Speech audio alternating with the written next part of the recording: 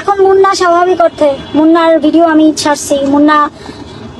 মুন্নার আমার private time, আমি ওর girlfriend ছিলাম, ও আমার বয়ফ্রেন্ড ছিল, এরকম ভিডিও থাকতেই পারে। যেমনটা মাহমুদ সানি ভাই বলে গার্লফ্রেন্ড বয়ফ্রেন্ডের ভিডিও থাকতেই পারে। হ্যাঁ, গার্লফ্রেন্ড বয়ফ্রেন্ডের ভিডিও তো থাকতেই পারে।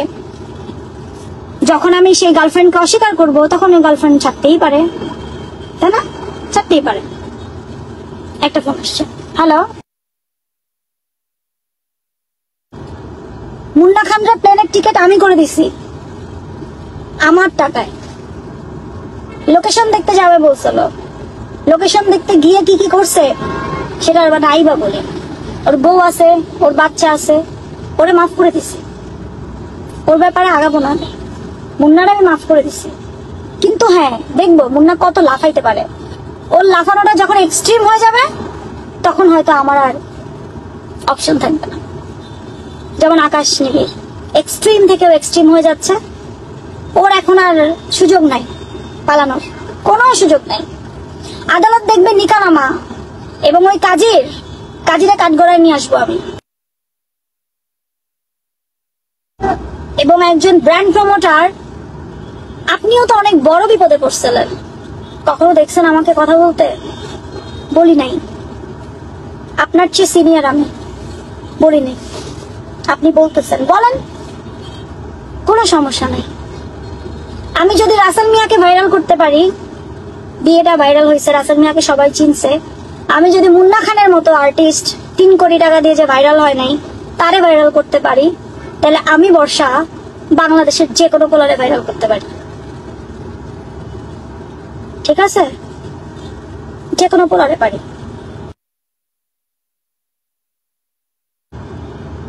আবার বলতেছে এই মাইয়া ঢাকাইয়া না। আবে ওই কেঠা কইছে ঢাকাইয়া না? আইসোস দেখছোস? হ্যাঁ, বানাই দিছোস বরিশাল্লা। তোর মতো গাইবান্ধারি, তোর বাড়ির পাশের থেকে তো মানুষজন আসছে। সানি ভাই, আমার বড় ভাই, তার পেজে মনে হয় মনিটাইজ হয়ে গেছে। কেটে কেটে কেটে কেটে দেখি আপলোড দেয় একটা লাইভে, 100 এত পর্ব, 201, 203 পর্ব এরকম হন ভাই। কিন্তু আমাকে মেরে আপনারা জীবন্ত হতে চাচ্ছেন। প্রকৃতির একটা রিভেঞ্জ থাকে না, শীঘ্রই পাবেন, সবাই পাবেন। রাত হইলেই গ্রুপে কথা বলা, গ্রুপ লাইভ করা। কয়দিন দেখেছেন আমাকে গ্রুপ লাইভ করতে? আমি তো লাইভ করি নাই। আমি আদালতে গিয়েছি, আমি ডিসির কাছে গিয়েছি, আমি ওসির কাছে গিয়েছি। আমি আমার আইন কি বলে, আমার সাথে যে মানহানি করা হচ্ছে, আমাকে যে মারা হয়েছে, আমার সম্বন্ধে মিথ্যাচার ছড়ানো হচ্ছে, এগুলোর জন্য আমি আইনের মাধ্যমে গেছি। আমি কি গিয়ে লাইভ করছি? লাইভে বলছি গ্রুপ লাইভ করছি? এটাতেই আপনাদের বোঝা উচিত যে যেই ছেলে প্রতিদিন লাইভে গিয়ে গ্রুপে কথা বলতে পারে সেই ছেলের টার্গেটই হচ্ছে ভিউ বাণিজ্য এবং ভাইরাল হওয়া। এত সহজ না। বাংলাদেশে একটা স্যাটেলাইট টেলিভিশনের নাম নিয়ে সে আমার বাসায় গেছে। আমার ওই বাড়ির আশেপাশের লোকজনরা স্টেটমেন্ট দিয়ে দিছে। আমি নিজে গেছি, যে ওই ছেলেটা আসছিল, ওই ছেলেটা বলছে অমুক জায়গার সাংবাদিক, ভুয়া সাংবাদিক সেজে গেছে। এখন দেখি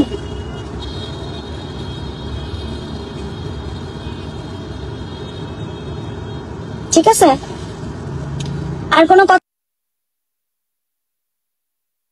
যে নিজের মস্তিষ্কের কথা বুঝতে পারে না, যে অন্যের কথা নিয়ে দৌড়ে বেড়ায়, চিলে কান নিয়ে গেছে, কানে হাত না দিয়ে চিলের পেছনে দৌড়ায়।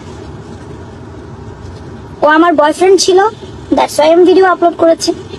এটা কোনো পর্নোগ্রাফিতে পড়ে না খান সাহেব। ঠিক আছে, ভালো থাকেন, আমার বাচ্চাদের জন্য দোয়া করেন। আমি মেন্টালি ফিজিক্যালি অনেক সিক, ওভারকাম করবো ইনশাল্লাহ। আল্লাহ আছে তো না? Hope for the best. And আমি এদের সঙ্গে ফাইট একা দিচ্ছি। দেখেন এতগুলো পুরুষ একসাথে, আর আমি একা একটা মেয়ে। ইনশাল্লাহ সত্যের জয় নিশ্চিত। Today and tomorrow. ভালো থাকেন, আল্লাহ হাফেজ। টাকার